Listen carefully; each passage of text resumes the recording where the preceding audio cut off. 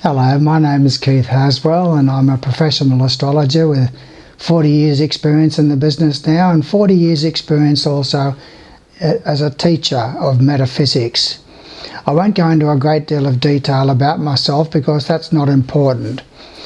You've watched no doubt one of my other videos and you understand where I'm coming from as far as helping you to become more of who you really are. And on this particular video I'm talking about ending your addiction to the past. Now this video is designed to help you to break the bondages of the past and to help you to be able to see the future more so than the past, to help you to become more of who you really are. I want to say thank you to all of you, my subscribers, and also those who send in their messages and compliments about the videos that I'm producing. It's very fortifying and it does drive me on to want to serve and help you to become more of who you really are. You are much more than you give yourself credit for. So just sit back and relax now and let's all work together as a team to help you to understand the giant that you truly are and to unfold that giant and to become the map maker and the reality creator and the dreamer and the dream weaver that you are capable of becoming.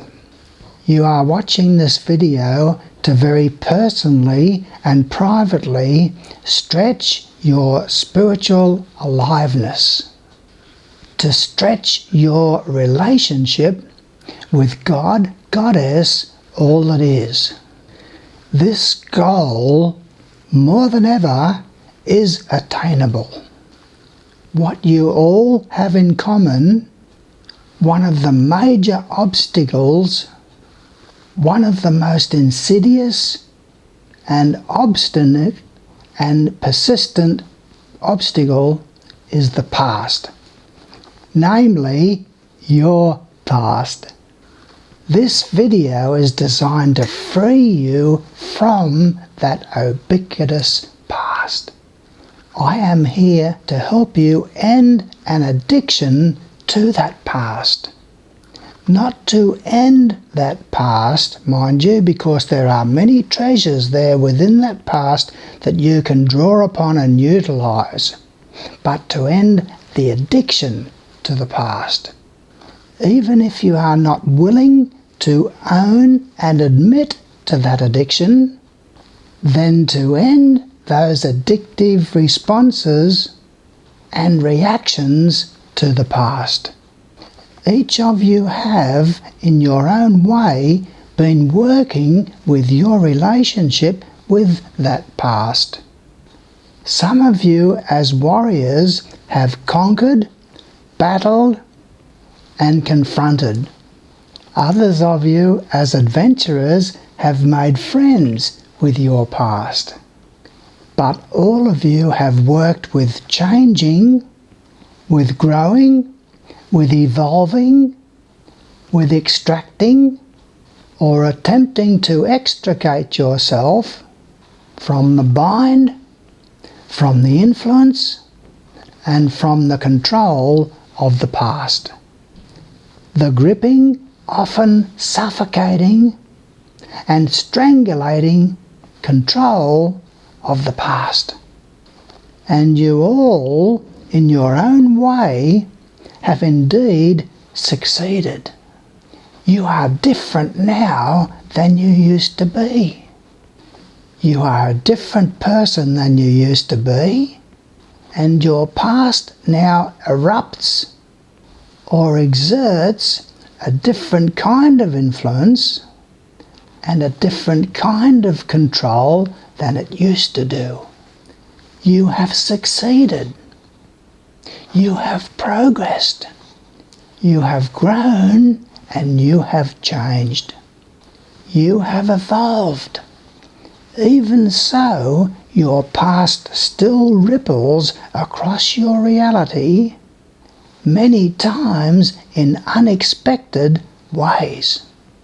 Sometimes you understand the haunting presence of your past, you do change, and you change, and you change in order to free yourself from that all too frightening control of the past.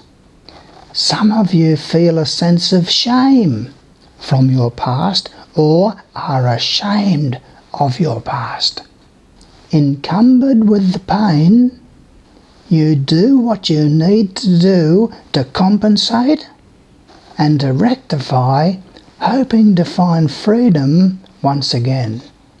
It's time now to end your addiction to the past and your addictive responses to the past, and to stop responding in an addictive fashion. It's time to end that addiction to the past. We are living in monumental times, and you are a pioneer. You are the pioneers and the map makers of the new age. Practice, though, is over. You can no longer play patty cake with your self-pity, with your martyr, with your desire to control and manipulate your way around that past. Those aspects of yourself have taken off the gloves. This is not a dress rehearsal. Those aspects of you are playing for keeps, and their mission is to destroy you. This time it is not a game, and you, by your reaction to this message, do have the freedom to ruin your life by clinging to that past. One more round with your ego control, with your manipulation, can turn out to be your last fling with your negative ego before you ruin your life. You cannot fall back on the safety net of just kidding, just playing, just testing out if I've still got the knack. I was just testing and having a final round with my self-destructive behaviour to see if I still had the touch. It's time now to give up your procrastinations that you know that you have adhered to. It's time now to make those changes within yourself that you have promised yourself that you will make when you have time.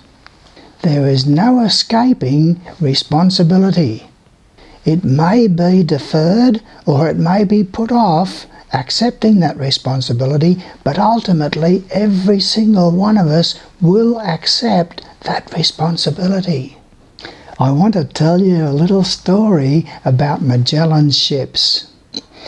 Magellan landed in the new country in South America, and the natives on the shore were not able to see his huge big boat. So they couldn't see the ship. It was beyond what was in the realm of possibility. But when Magellan and his men got into the smaller boats, then they were able to see them. And so to the natives, they all just appeared out of the blue in those small boats. And when they came ashore, it was explained in sign language and different ways that they had to communicate with these natives, that how did you come here across this vast ocean in just little boats like that? And Magellan gradually, with the leaders of the tribe, were able to say to squint a little bit here and squint a little bit there, and eventually the leaders of the tribe were able to see the big ship, and eventually all of the natives were able to see the big ship. But until it was there within the realm of possibility, it was not visible to them. Amazing. And that is documented in Magellan's log. I want to help you to hone your senses to the future and who you are becoming, so that your senses will respond to your future self. Where you are going is much more important than where you have been. What you are going to do is much more important than what you have done. Your future is much more important than your past. You have a whole future ahead of you, but you are not able to see it, just as Magellan's ships were not able to be seen by the natives, because it's beyond the realm of your imagination. It's beyond the realm of what you can conceive. It's not quite the same as that analogy there with Magellan's ships, but you get the point of what I'm saying. You intuitively perceive the truth of what I'm saying. It's just that you're not quite tuned in yet to that intuition. And my videos are designed to tweak that higher mind and that intuition. They are faculties of the soul, not faculties of the personality. You as a personality are a conscious mind, emotions, and an etheric body. The physical body is not classed as a principle. It can't be changed. The only thing that can be changed is the etheric body, and changing the etheric body and the energies that are coursing through your centers changes the physical body automatically. Changing your emotional body and the content of your emotional body changes automatically the content of your etheric body. And changing your conscious mind, the highest aspect of the personality, by an intake of knowledge, automatically changes the makeup of your emotional body. So that's what I'm leading you towards, is to clean out those personality vehicles so that you can start to utilize those aspects of the soul, higher mind, intuition, and spiritual will. It's a process. You watch my videos over and over and over again, and when you're ready, you listen to my CDs from my intensives, and they transform your conscious mind, your emotions, and your etheric body, so that you can become more of the giant that you truly are. You need to be able to say to yourself, I need to end this addiction to the past so that I can truly become the receiver that I am destined and meant to be. So toward that end, and you ask yourself, why am I addicted? Why addicted? There are 4 basic reasons why everybody gets addicted to their past. First of all, because you give too much power away to that past. You make it too real. I'm not saying that it wasn't real in your reality. You just make it too real. You make it too powerful. Some do that because they're seeking vindication. I want to prove to the world that I've turned out a lot better than everybody expected me to be. That I have pulled myself up by my bootstraps. You must then keep that past alive so that the comparison is always there. The comparison of what I am now compared with what I used to be. You must keep that past alive. The problem is that vindication never works. The second reason why people keep the past alive is because they want to point the finger of blame. I don't want to let my parents off the hook. They did do it to me. They abused me in a variety of ways, and I'm not going to let them off the hook. I seek revenge and punishment.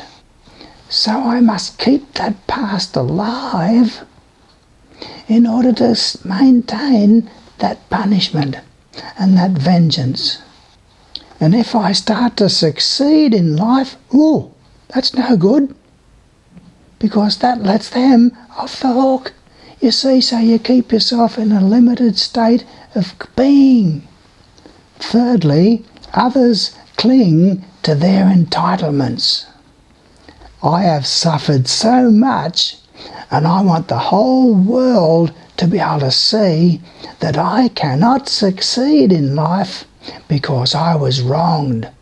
I have suffered so much in that past, and I want to keep that alive so that the whole world will know that I don't have to grow. I don't have to reach and stretch and become more of who I really am, because I'm entitled because of my horrific past. So they keep the past alive. You see, my father was an alcoholic, and therefore I never learned how to be intimate. So you have to put up with my incapacity to be intimate, because I'm entitled. We all have those warehouses of entitlements. And fourthly, many keep the past alive to avoid being responsible. You see, I don't have to be responsible for yours and the children's welfare, because I was a child of a broken family. Therefore, I don't have to have responsibility for holding down a steady job. I must keep pointing to my horrific past to avoid responsibility. Now, there are many treasures hidden there in those past events. So it is not a question of saying that the past no longer matters and no longer exists. The task at hand is to be able to go back into that past mentally and emotionally and retrieve those treasures. That's what it's all about. Not to pretend that these things didn't happen and that these experiences weren't real and that these experiences weren't painful and hurtful and left scar tissue. You need to look at that particular crisis and learn, what did that experience teach me about myself? I need to look at that failure and learn what is the treasure therein. You see, all of us before coming into life plan out the type of events that we're going to experience. Nothing happens in our life by chance. Everything is planned by ourselves on higher levels. What did we want to experience? What crises did we want to experience in life in order to learn and grow from those experiences? To round out our soul qualities. Not just as karma, but to learn something from those experiences about life, but more importantly, about ourselves. So you see, there are treasures there within every single event that has happened in your past that has been of a painful nature. Therefore, you need to go back into that past, not just for its familiarity, but for its opportunity. You see, every single one of us goes through certain crises in life. There is the crisis always within the childhood, between 5 and 7, something like that, 4 and 7. It can be a broken marriage, it can be parents breaking up, it can be an alcoholic parent, it can be abuse of some description. It can be a sense of abandonment. And then there is another crisis in our life in our adolescence. And that happens generally between 13 and 16 years of age. It can be the first relationship breaking up.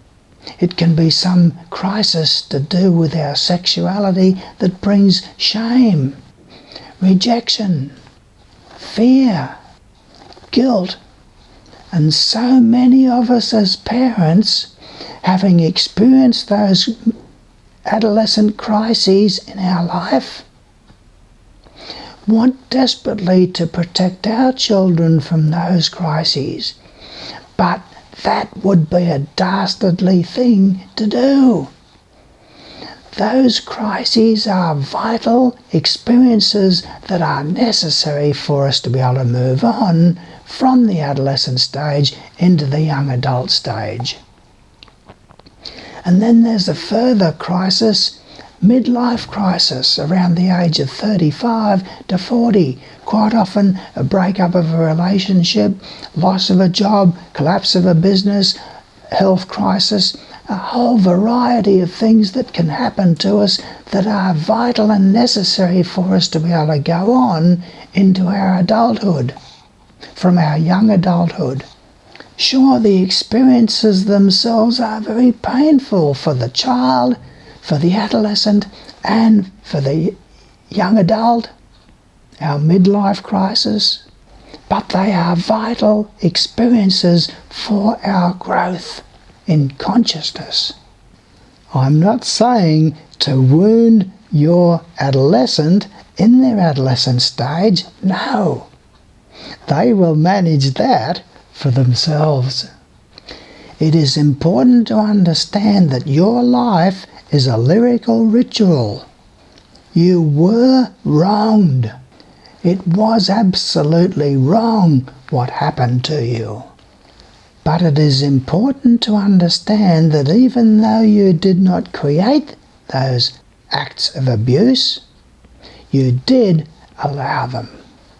You were too young to take responsibility for those events. But on some level, you did allow them.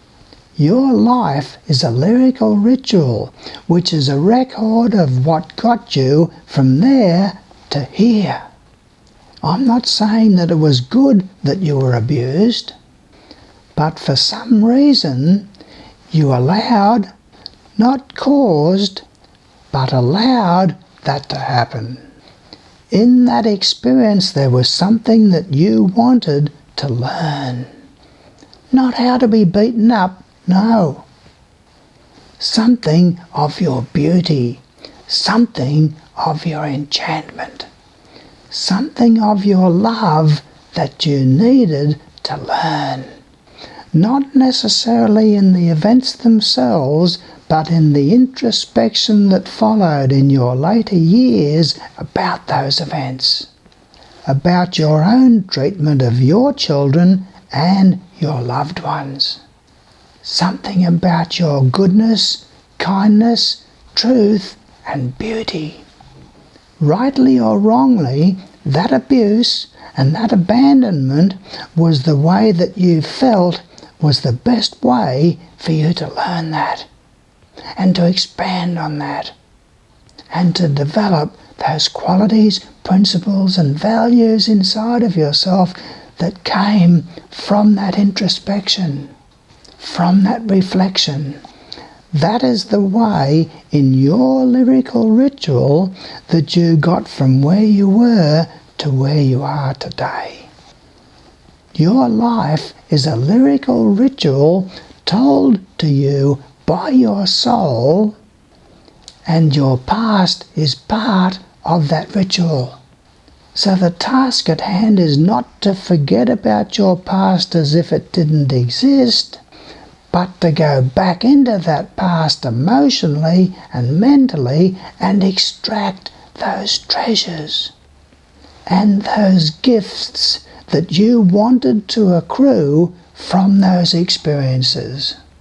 So it's nice to be able to have this opportunity to be able to talk with you and to share some of these things with you and to help you to understand that you're not bad and wrong and terrible because of these things that happened in your past. You created that past. On some level, you created all of the events of that past because you wanted to be able to retrieve those treasures. So it's time now to go back into those past events, retrieve those treasures, and to go on with the job from there, becoming more of the map maker and the pioneer that you truly are.